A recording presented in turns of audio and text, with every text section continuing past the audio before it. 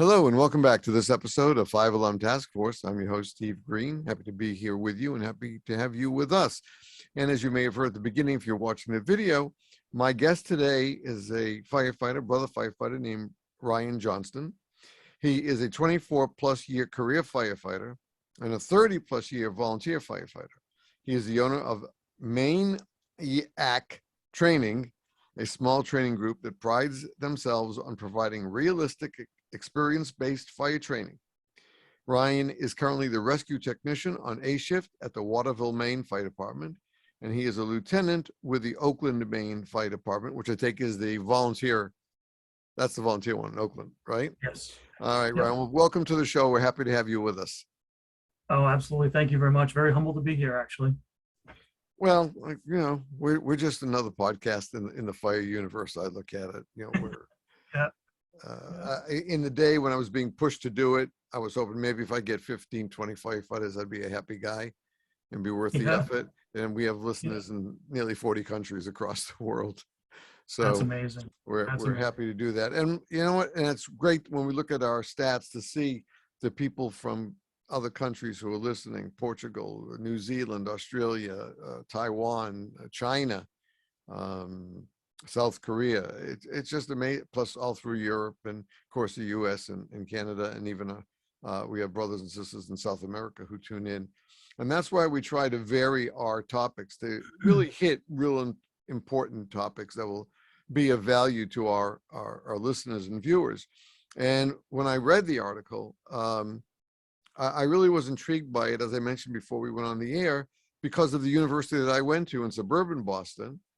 And I already by that time had been driving since I was 16 and was visiting almost every firehouse I could in suburban Boston after visiting my own.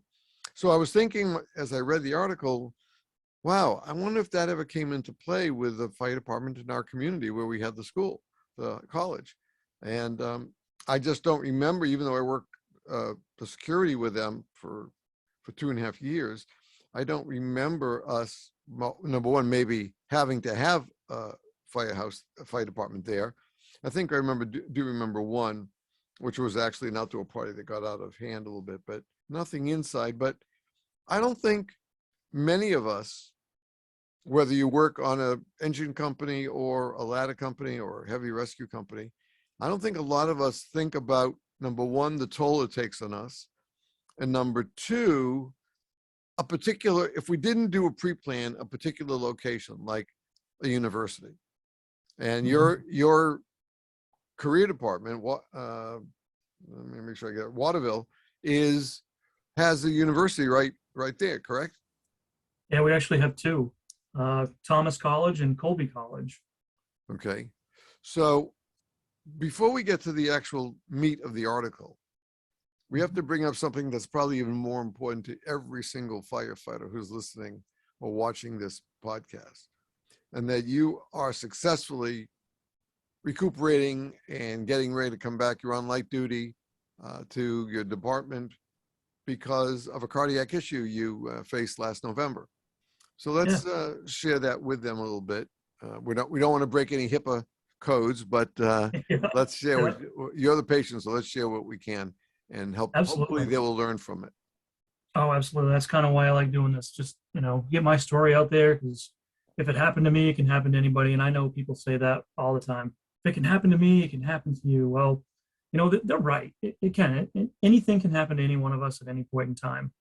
You ask anybody that's been through this or something similar, and hopefully they'll tell you the same thing, that it can happen to you. I'm that type A personality person that's, headstrong and fast, and, it really stopped me right in my tracks. Right. And actually I'm kind of, it was a 2-year process, basically, maybe a little less than that, but about a 2-year process for me to realize that there was actually something wrong. About 1.5 years ago, I went to a fire. We were on the roof of this large mill, actually had a fire in the mill. We go there quite frequently, but usually it's just for a little tiny fire. Well, this time fire had extended to the roof and all over the place. So anyway, we're up there cutting some holes in the roof, and I was telling one of the guys that, this is going to be the fire that kills us because we may or may not have been as smart as we should be wearing our mask the whole time on the roof. The fire was pretty much knocked down, but there was this particle stuff in the air, and we finally figured out later on that that was asbestos. We weren't right into it. It was actually a little further away from us, but I just looked at my buddy and I'm like, yep, this is going to be the one, I'm going to get cancer. We didn't laugh it off, but I was like, now we got to fill out exposure reports and just all this crap. And came down the ladder, and I don't know, probably 3 or 4 months later, we caught a fire on my shift. And I was making an attack with a hose line. We were on the second floor. Fire was on the third floor.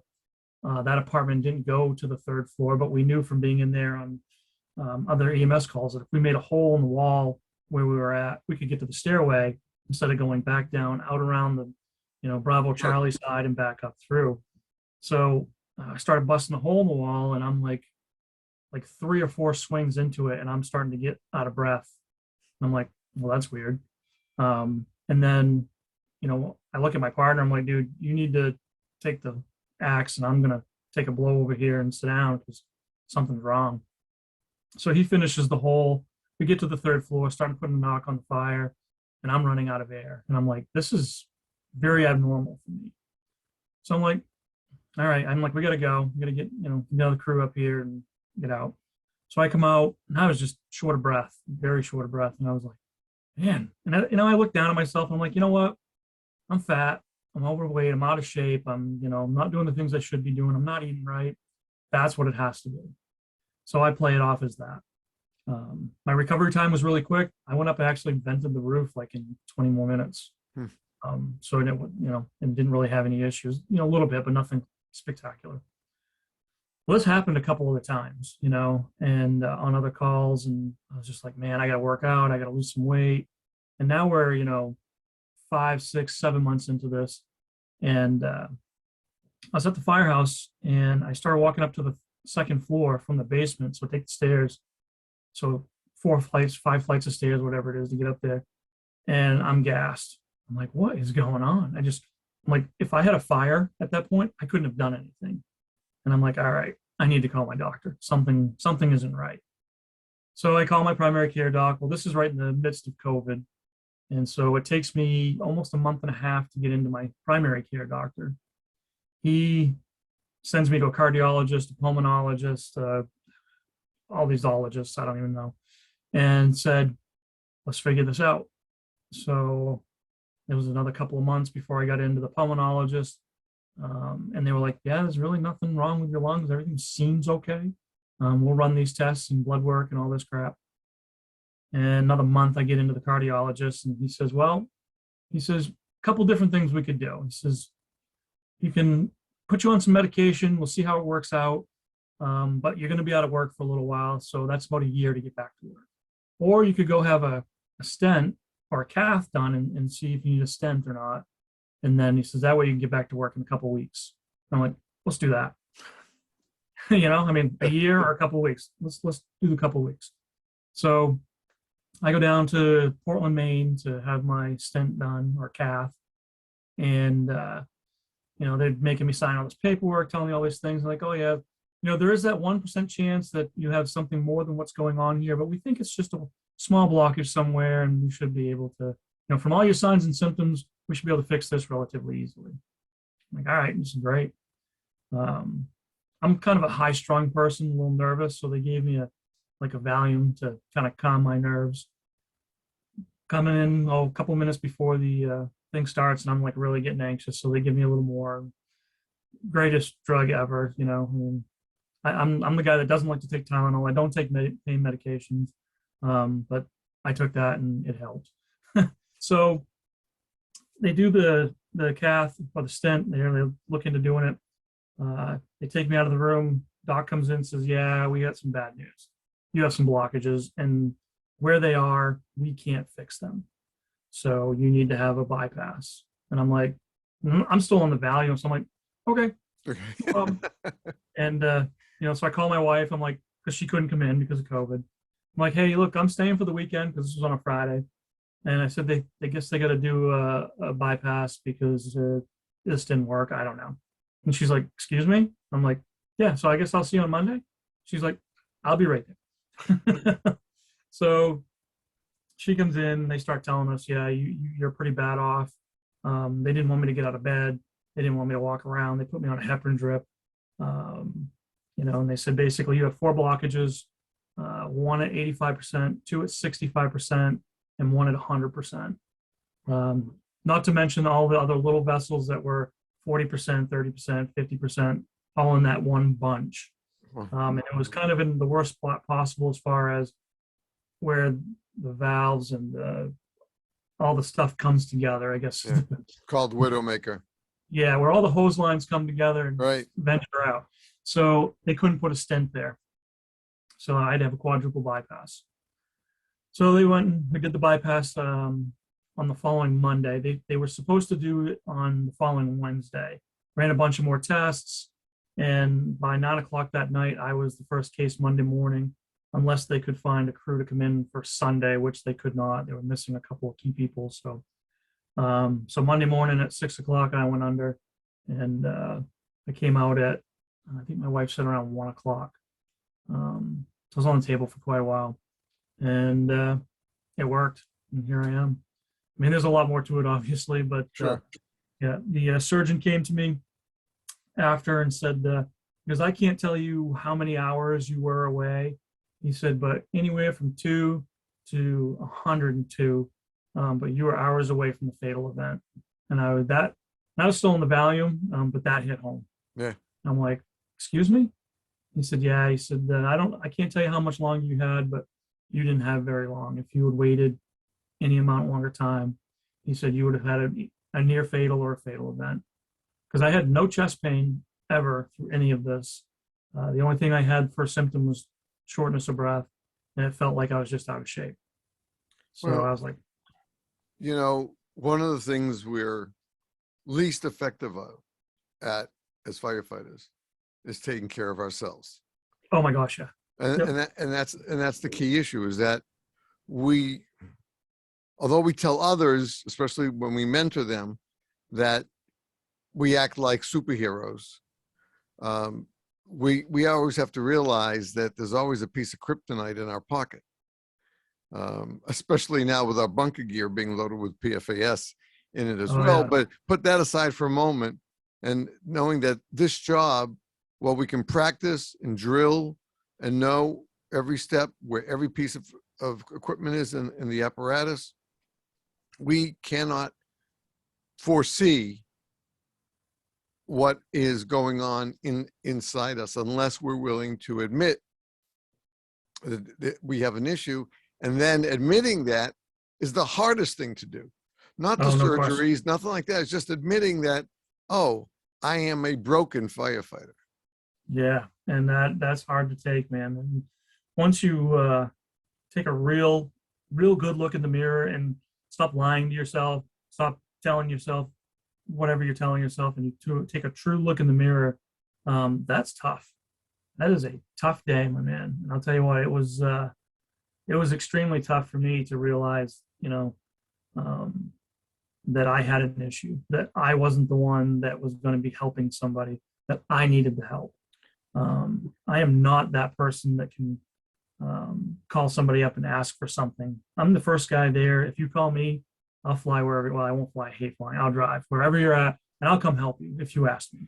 But I'm not that guy that wants to call and ask for it. So, like, I'll give you an example. After my surgery, the hardest thing that I had to do was call my best friend and say, I have a bar area out behind my house. We have a gazebo, fire pit. We have anywhere from 10 to 100 people out here on any occasion just to hang out and have fun. I had to call my buddy and say, can you get a group of guys together to come wrap this thing for the winter? Close up my bar, to close up my gazebo, to put some of my stuff away because I can't do it. And a lot of people are like, that's the hardest thing you had to do. And I'm like, yeah, it's hard. It's humbling. I was probably a week out from coming home from the hospital, somewhere in there. And, 12 guys show up at my doorstep at 8 o'clock on a Saturday morning to wrap this thing up. And it brings me to tears, And it wasn't just guys from my department. It was guys from departments that I've worked at in the past, the department that I started at. And it's just, places I've volunteered before. My buddy Jason just called some guys up and said, hey, look, Ryan needs some help. Just need 1 or 2 guys. And 12 guys showed up. Really humbling. Really humbling. But it also underscores the fact that we truly are a family. Yeah, And yeah, absolutely. when one of us is down on his or her luck, or we're ill and we can't take care of things by ourselves, it's a big piece of humble pie to swallow, but the rewards are well beyond any money to be made, because you have people who are coming because they care. And right. That's the whole purpose behind our organization, the nonprofit, is to provide immediate financial assistance to our brothers and sisters and to their families when they're in dire need. And, no question. And I'll tell you something, I give you a lot of credit, because that, having been there where I was injured, and I had already had 2 surgeries on my knee, and the doc said, you just can't do this anymore because you're just going to tear it up. And he goes, I don't know, this was back in the mid 80s. I'm not sure how good we can put it back together at that point. So, the chief called me in and sat me down and said, look, you can't fight fire anymore, but would you like to be an inspector for the township? I said, yeah, sure, we'll just do it. He goes, well, you take some classes and then you start doing stuff. I said, okay. And that's what I did. And so it's funny that I enjoyed that as well. I mean, I wasn't on the fire ground, except I did put together a video unit that we carried in our heavy rescue. So I was in charge of getting to the scene and setting that up. And then we would do after action reports and stuff like that. But it really, could let it totally change their outlook on the fire service. I decided not to let it hurt me, and I kept it, even though I couldn't serve anymore, I kept it close to my vest. And then in 1991, my buddy and I started our original company, Dalmatian Productions, and we've been working at it ever since. And then it morphed into a podcast. So the fact is that we tell your stories, we tell our stories to educate and sometimes even entertain our listeners. But hopefully they'll learn from every podcast. And we're going to be learning from this one as we segue now into the topic that you were working on and was recently published in Fire Engineering. And that is the placement of, I'm going to call them sticks in a general or a generic term, because everybody has a different kind of ladder in their mind. A ladder truck, or is it a tower ladder? Is it what is it kind of a ladder? I'm just going to go with a stick. And that's raising the stick and proper placement when you're dealing with a college campus.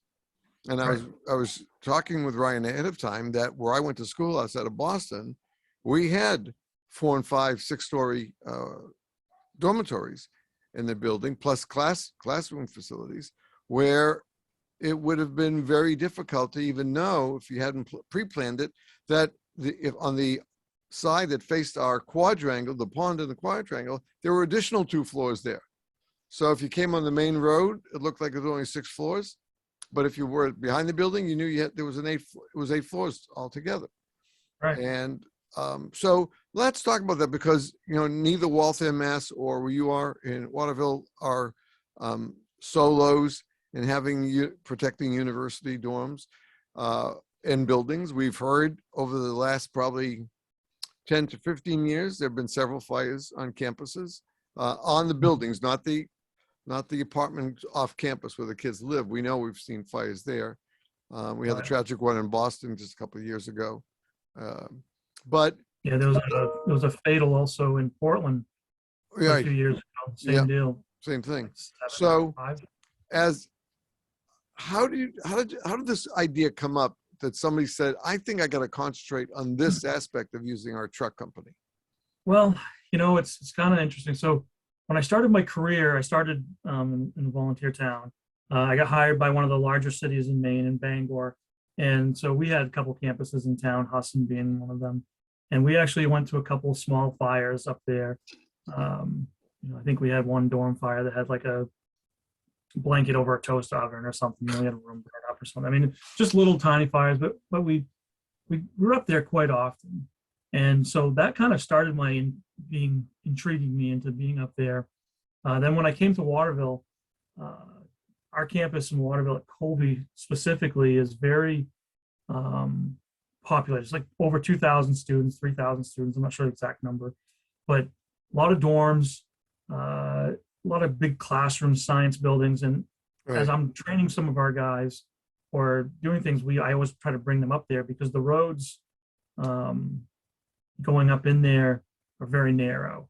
And that got me thinking, I'm like, I should really like go all over this campus. And I was fortunate enough, I worked part-time as a security guard for Colby College for a couple of years.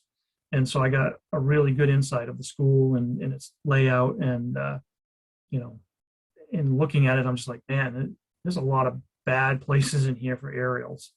And so that was my beginning stages of it. And that was, years ago before I even started in Waterville Fire Department. I was, like I said, in Colby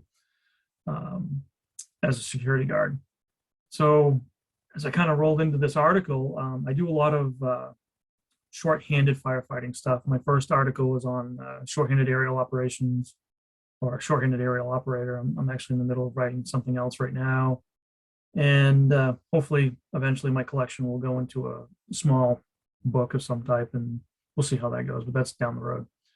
But anyway, so I started thinking about responding to these places, and I like, all right, just like with anything else, you pre-plan it.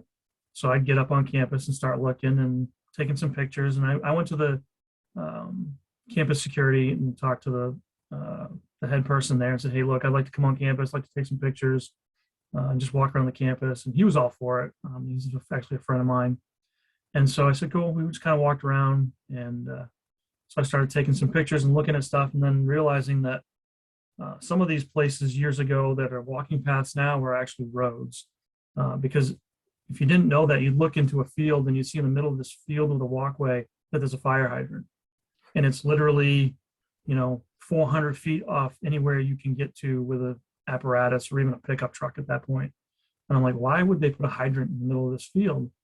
And one of the older guys or senior guys says, well, this walkway used to be a road, but they narrowed it up for a walkway. And I'm like, oh. And as we walked through campus more and more, I'm like, you know what? I think there's another one over on this side of the campus. And so we did that. We went and started looking around, and there's, 4 or 5 that you can't get a fire truck to, hydrant wise. I'm just like, okay. So now I'm going to walk with 400, 500 feet of 5-inch. I don't think so. But anyway, so that sparked my interest a little more. So we kind of started with the article, we kind of started out with dorms, and that rolls into you could write an article just on dorms alone. Right. You could write an article on the science, like ours has science buildings, and there's all kinds of ethyl methyl bad stuff in there and radiologies and all this stuff. But so I just started with the dorms and just looking at the life safety issue.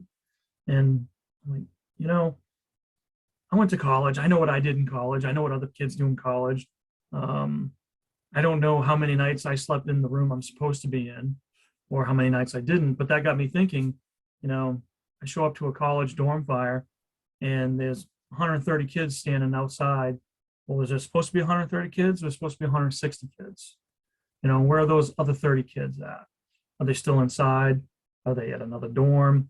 Are there 30 kids that are there that don't belong there? So now we got to find 60 more kids. You just don't have that number readily available to you. And that's kind of what piqued my interest about the life safety aspect of it. You never know where they're going to rest their heads from time to time. They're all partaking in adult beverages here and there and doing the things they do in college. And you can't blame them. And that's what we all want to do when we go to college. Some people want to learn, but we all want to do that fun stuff. But then I just realized, I mean, accountability for the students, regardless if you have a piece of paper with everybody's name on it or not, in the beginning is extremely hard, if not impossible, to account for all of these people and where they're supposed to be. Well, you can account where they're supposed to be, but you just don't know who's there. And then, like I said before, the extra people that you have in these dorms, you're just like, so it's accountability for them is next to impossible, And then you start thinking about, all right, if I'm a college student and I hear the fire alarm going off for the 9th time tonight, I don't care. I'm going to plug my ears and fall back asleep, right? And so that's what they do. And the more nuisance alarms they get, the more complacent they get. And then, unfortunately, if you really think about it, if I'm going to 9 nuisance alarms on a Thursday or Friday night, I'm going to get complacent, So how complacent am I on my 8th time up there for this nuisance fire alarm? Am I putting my gear all on? Am I putting my air pack on? Or am I just going up there looking for security going, who pulled it this time? And then when I do have that attitude, I'm going to show up and there's going to be fire out a couple of windows and some kids trapped, and I'm not going to be ready. And I don't want that to happen to anybody. Like we said, in the beginning here, in Portland, Maine, we had some fatalities. It wasn't on campus; it was on and off-campus housing. But I touch on that in the article as well. But you just don't know who's supposed to be where they're at and where they're going to be. You just really don't know. Well, so you brought up a really good point that is probably as old as universities are, which is complacency. A lot of the kids, just when that alarm goes off, they just chalk it up to somebody screwing around and pulling the fire alarm. Right. And I don't have to get out of bed. I don't have to do anything. It's just they'll shut it off in a few minutes and I can go back to sleep. Not knowing, having no idea that 2 rooms down the hall, it's already moved past incipient stage. So part of that equation is, are those dorms all wired with, hard in every room? In the hallways, we know the hallways, but are they notified in every room? Is there a detector in every room to not just be the outer horn, but so they know something's going on close to them? And good. With that, they some departments, I mean, like ours included, we don't go to every fire alarm that goes off up there. Security will go first unless it's a certain fire alarm. And fire alarms nowadays are very, very smart.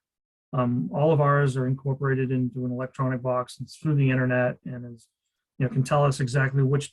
I know from my computer at work what detector is going off in what dorm and pretty much where it's located, for the most part.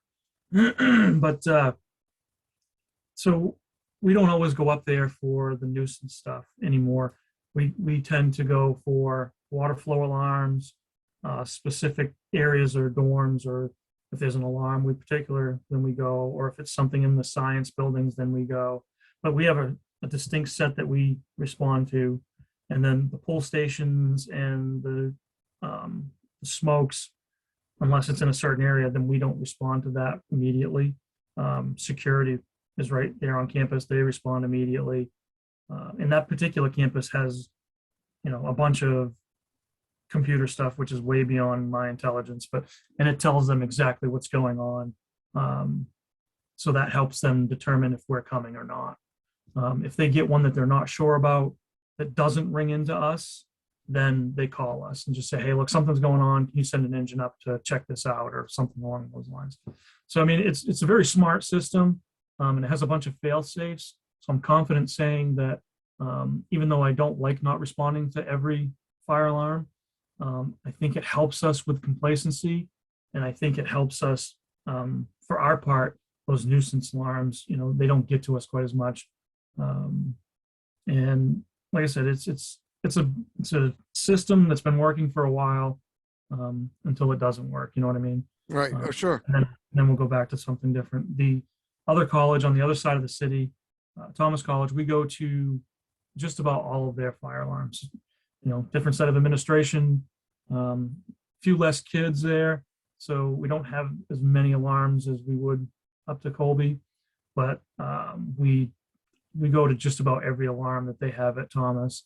And you know, it's the same, you know, but I can say going to both colleges for what we respond to and what we respond with, I think we're handling it appropriately at this time. You know, it seems like it's working for us, it's working for the colleges, and that's what it's all about as far as making sure everybody's happy, but making sure that everybody's safe is what the best part is, you know. Sure. And so far it's working for us. And you know, so we've had some small fires up there on both, and you know, and it works. You know, we've done what we needed to do, and nobody's gotten hurt out of it, and so it works pretty well for us. So let me ask you this: when you started thinking about the dorms and the two schools, had there been a pre-plan already done, or did you go and do a fresh pre-plan on these campuses? They've been done before us. A lot of them were a little older, depending on, like, we have a really good inspection program in the city, and so we do apartment buildings over a certain number of units, and all businesses, and some parts of the college is included in that. So inspection wise, we get it on campus anyway.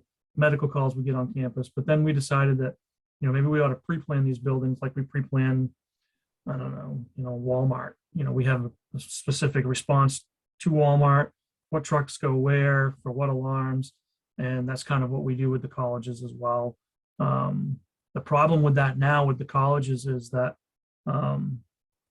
they're changing so much. Their topography or their grounds are changing so much. From 20 years ago, those roadways are now walkways. Now they're changing the the roadways, and they're making them smaller and pulling them away from the buildings. Their goal up in Colby, I was talking to the safety director, and the goal up there is to get less than 250 motor vehicles on campus by a certain year. Wow. And you know, and in doing that, they take away some parking space and they make it green space. They make the roads smaller, or they take the roads away and make them walkways. Some of the walkways that they've built are between a set of buildings that you have one set of buildings is the science buildings, and there's no access except for the far north corner, and then the roadside, which would be the south corner or south end. And you have, you know, 600 or 700 feet of building, and, you know, multiple roof levels to get to. So it's like, you know, they took away our access and they put a walkway there, which we watched them build the walkway. The walkway will hold our tower truck, but there's bollards in front with locks on them that we have to get to unlock. So the access is still there for some of these buildings. The timely manner is a little different than what it used to be. But, you know, we have access to them. We can, you know, unlock the bollards, move them out of the way.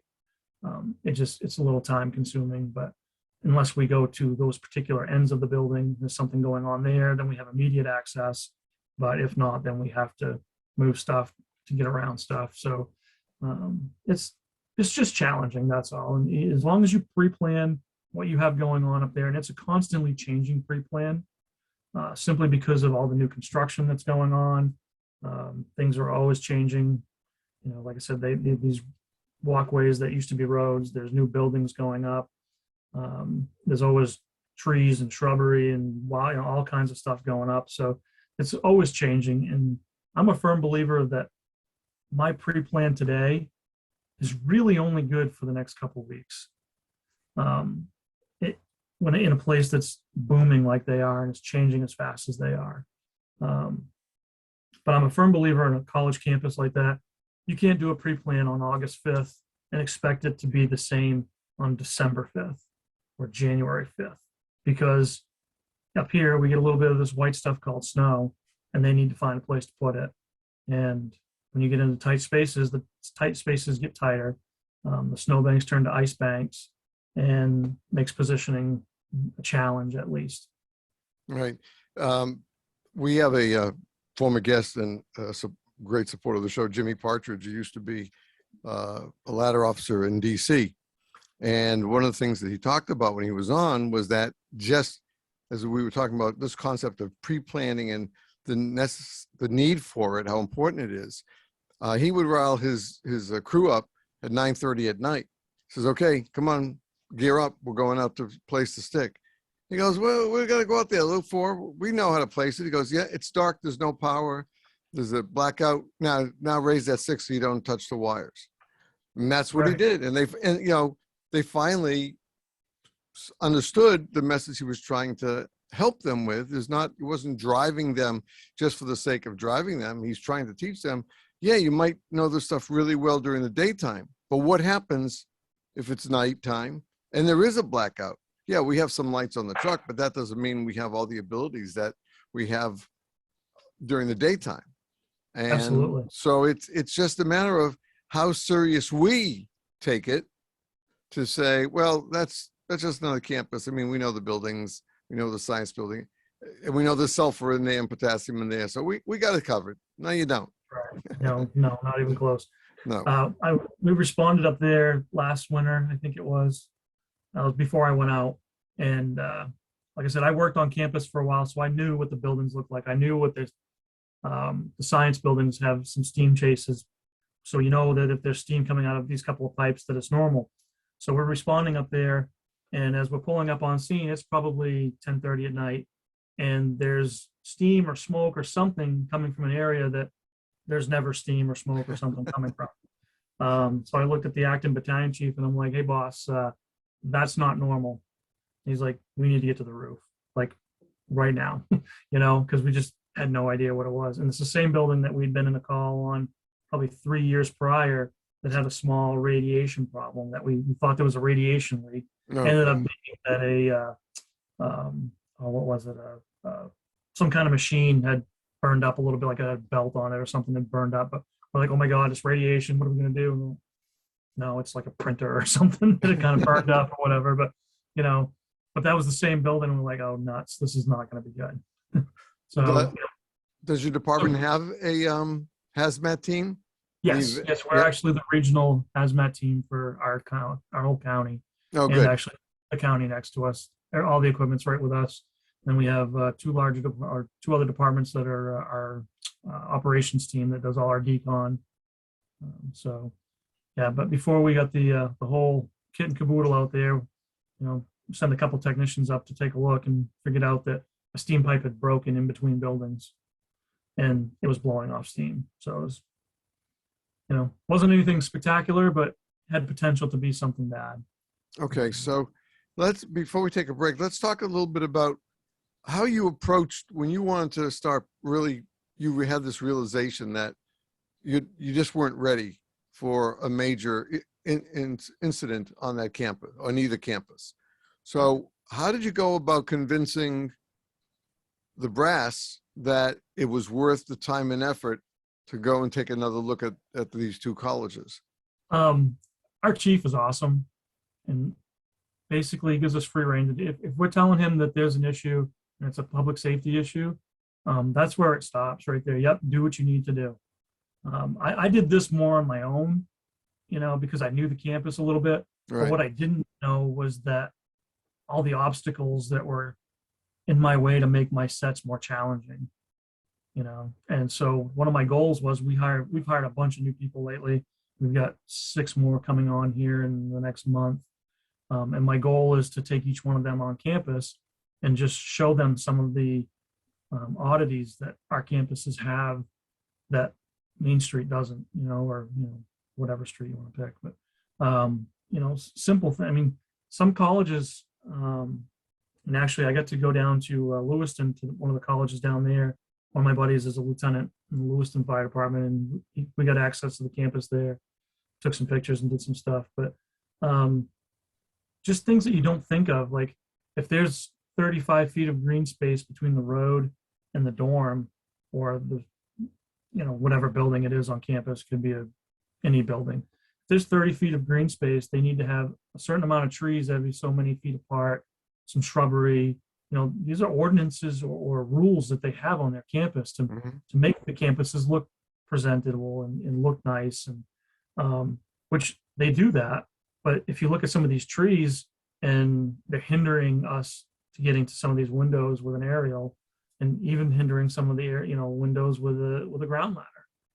And so it's like, well, if it's on fire, I guess we're gonna have to cut some trees. But that's in the pre-plans. That's why you get out there and look at these places.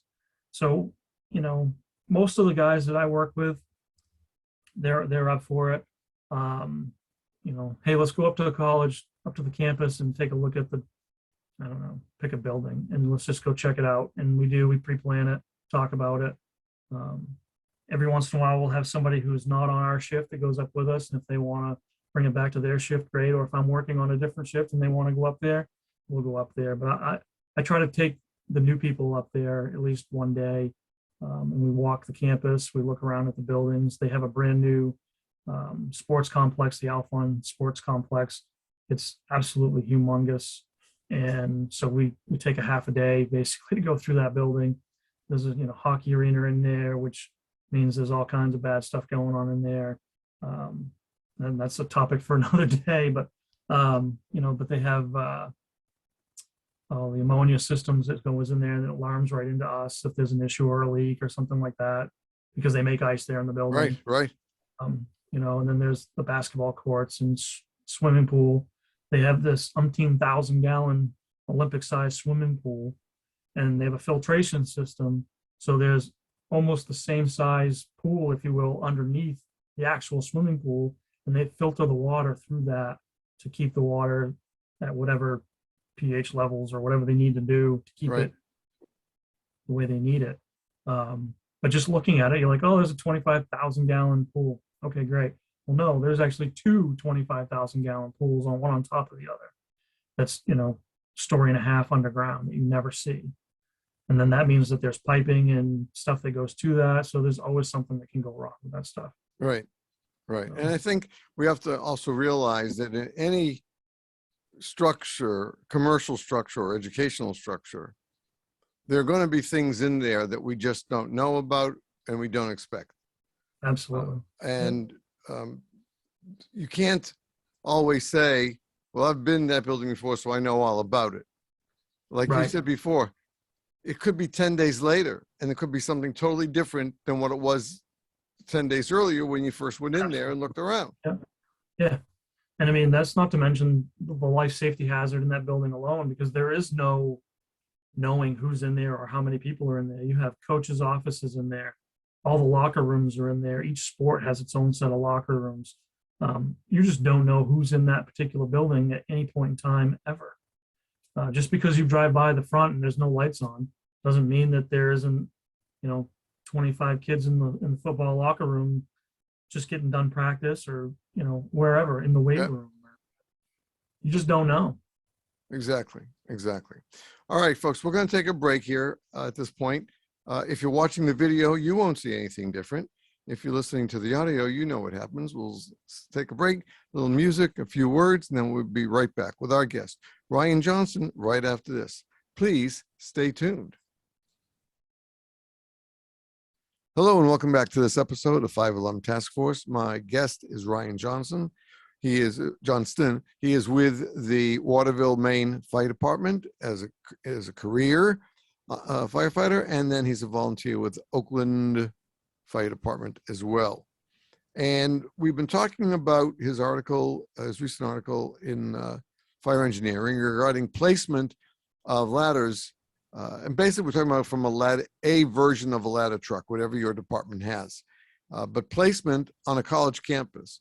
And we're going to talk about, in this section, we're going to talk about some of the challenges that you are going to face when we respond to a call, whether it's a sprawling university over a couple hundred acres, or it's a small little community college. Either way, there are going to be challenges that we face, and we have to be ready for them. Just like we prepare ourselves for everything else, you got to think, who are the people that you're going to respond to this call on? These are not just the average citizens. These are kids. For most of us, these are kids. Maybe if we're not talking about teaching staff, you're talking about kids, maybe 22, 23 at the highest end, 17, 18 at the low end, plus all the professionals who work on the campus. And there's a lot going on a college campus during regular sessions. If you've been to college, you know exactly what I'm talking about. And yet, as firefighters and first responders, we don't have the opportunity of, let's think about this one. What can we do? We got to be able to move and move quickly. So Ryan, let's talk about some of these challenges that you've studied and your ideas about getting around those challenges, surpassing them. The first one that really struck me was how far a lot of these buildings are set back from the main access road. I know that there's, trees in the way and shrubbery and that sort of stuff. And some of that stuff you can go through or around or, maneuver your way through, maybe even, cut the top off of a tree if you had to. But the setbacks, you really don't have a lot to say about those, Lots of people will talk about beaching apparatus, and some of these setbacks are on a grade, the ones that I'm kind of talking about, or they have like you'll have a 5 or 6 inch curb to go over, and then it drops off, in 10 feet, it drops off 6 feet or 7 feet. You just can't get your apparatus up over those curbs and down into that area. There's just no way to do it. So you have a distance of, 40 or 50 or sometimes even more feet to overcome. And sometimes it's just plain old can't set your aerial on that side of the building. There's just no two ways about it. So to overcome that, you have to think of what other means you have, and that's obviously your ground ladders.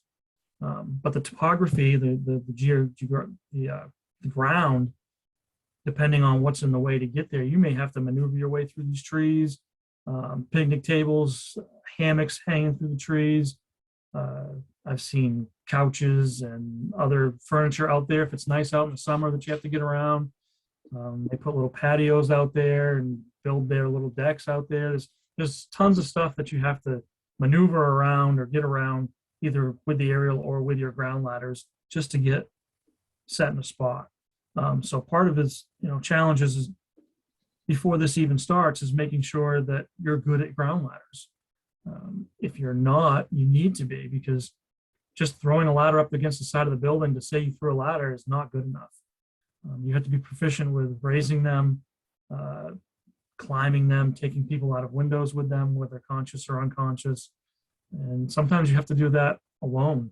We don't have a huge amount of staffing on our department, and the tower operator sometimes may actually be the lead pump operator too, because we have a quint and a 100-foot tower. But that guy may be throwing ground ladders to affect the rescue because they can't get the bucket in a timely manner. So knowing the topography and the grounds and what it is that's there is very important.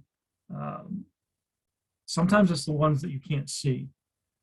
We have a lot of steam vaults, steam chases, and utility vaults, utility chases that run through campus. And if it's not in the wintertime with snow on the ground, you're definitely not going to know where the steam chases are, because at least in the wintertime, there's no snow in those areas. So you can kind of pick them out relatively easily, because that's how they heat their buildings, with steam.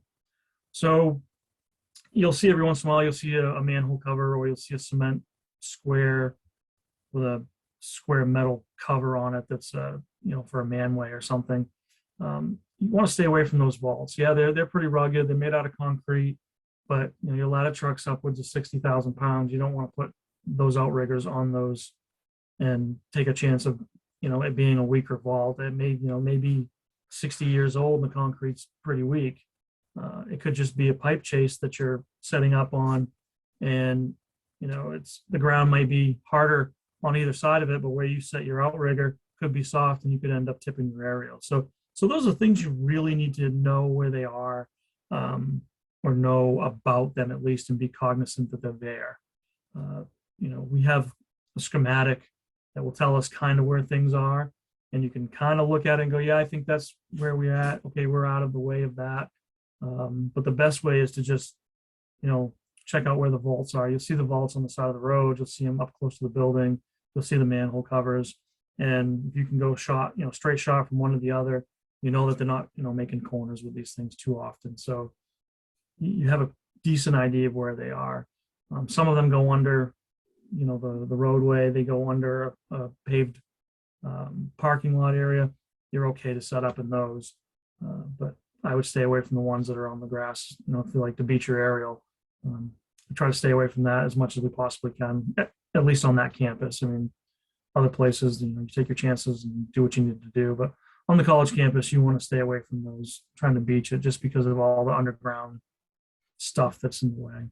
Then you have your typical everyday stuff that we deal with. Main Street USA is your wires and your utility poles and mailboxes. And I mean, anything that's in your way is a challenge, right? I mean, a car, a dumpster, trash cans, people. And that's the other thing is people, especially on a college campus, if there's actually something going on, people are going to be there before you and they're going to flock there. And you need to politely ask them to move, whether that's saying, hey, please move out of the way, or wailing on your air horn. You pick which one you want to do. The air horn usually moves them a little faster than saying, hey, could you guys please move? But you want to get them out of your way safely. You want to make sure they're not in your way as you're setting up your aerial, just like you don't want anybody in your way setting that thing up. So this is, I think, an important part that might take more than one person from the crew, because of course now everybody is a reporter because everybody has a phone with a camera in it. So everybody takes pictures. And they want to get good pictures.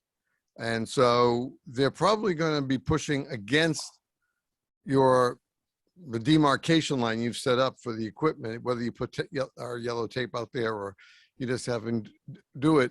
Somebody in these particular instances, I think somebody needs to be assigned to, whether it's the PIO or the associate PIO or somebody else that has those people skills, to be the one to kind of like tell the people, we need you back here for your safety.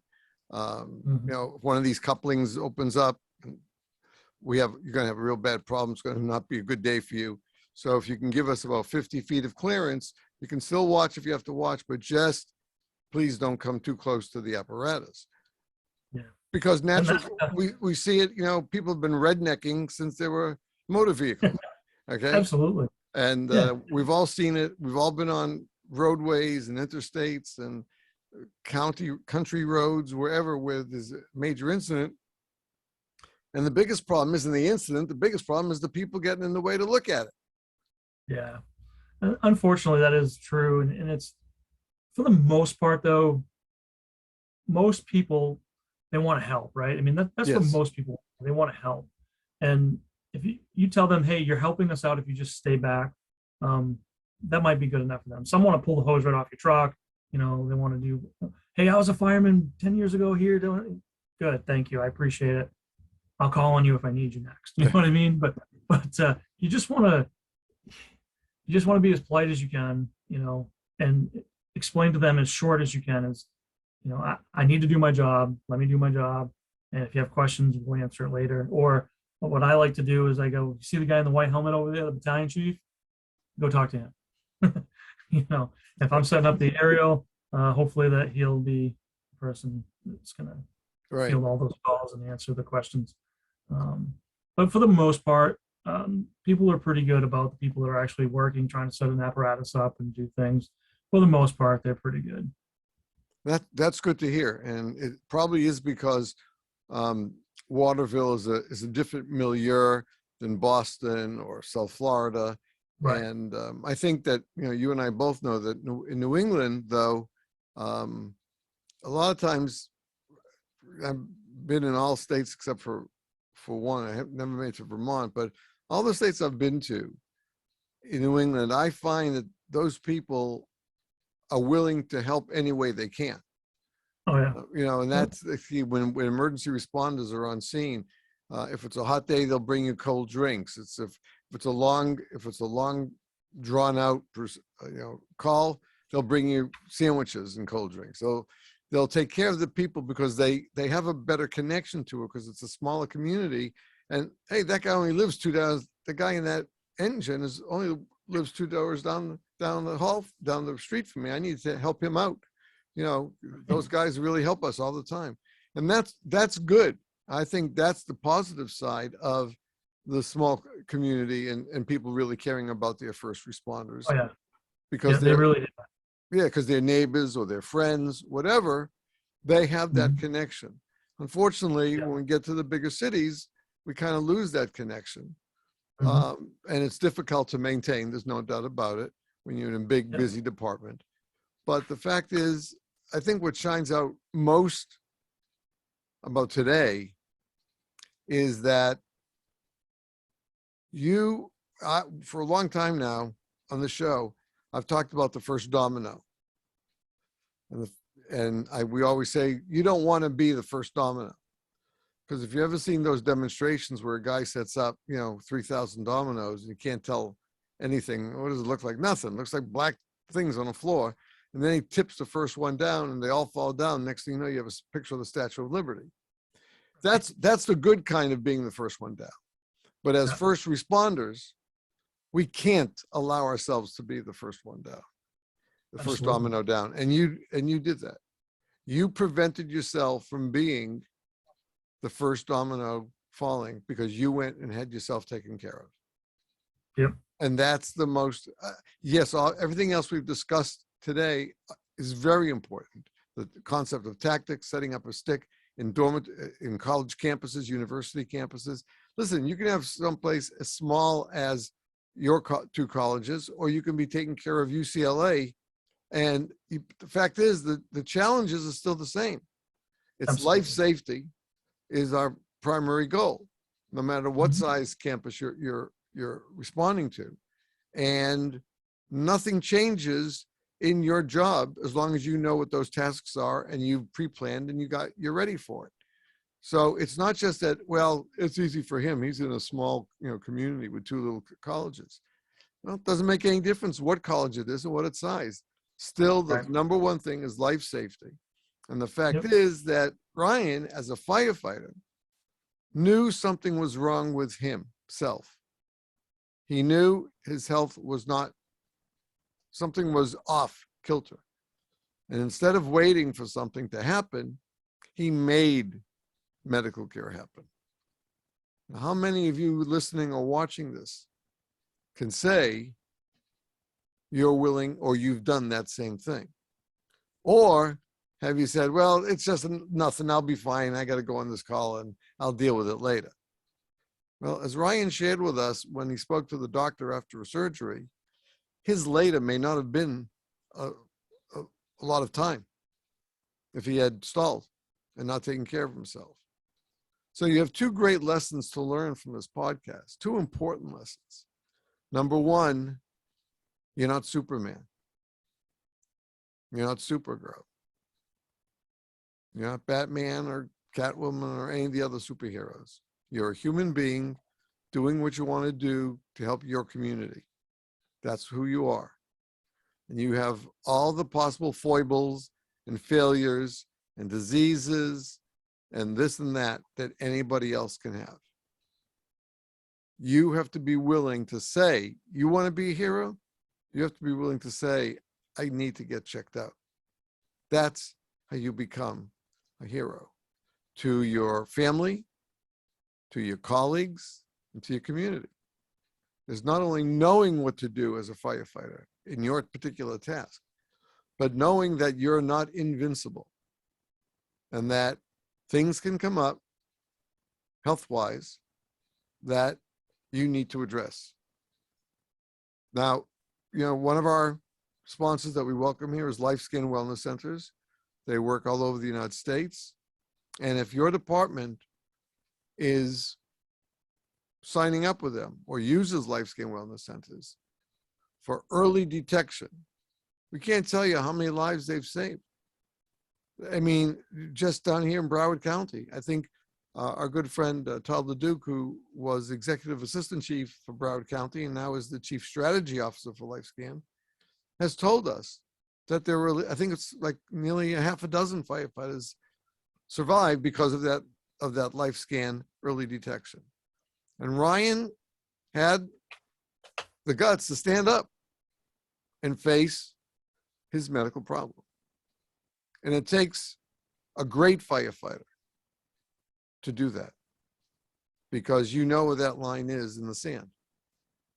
And thank God Ryan's here talking with us today and telling us about his medical ordeal and telling about his experience on the campuses in his communities. And I think we have to look at this podcast as a combination of lessons learned, that you can't help anybody if you don't help yourself. And that's the most important thing you have to do first. Because if you don't save yourself, you're not going to save Mrs. Smith, Cat, or Mrs. Smith in the fire. As Chief Bruno, may rest in peace, taught us. Our job is to rescue Mrs. Smith or take care of Mrs. Smith on her worst possible day, even if that day is her cat up in a tree. But to be able to do that, we have to take care of ourselves first. Ryan, thank you for sharing this with us today. I think it was a real powerful message that we shared with our listeners and viewers. And you're on social media, right? You're on Instagram? Yep. What do you want? Yeah, I'm on Instagram at Maineiac Training. Maineiac Training? Yep, and Okay. Facebook as well, Maineiac Training. Maineiac Training. And they travel around Maine. Do you go into New New England, Hampshire? yeah, Maine, New England. Yep. Okay, New England, Yeah, good. Doing we'll go anywhere.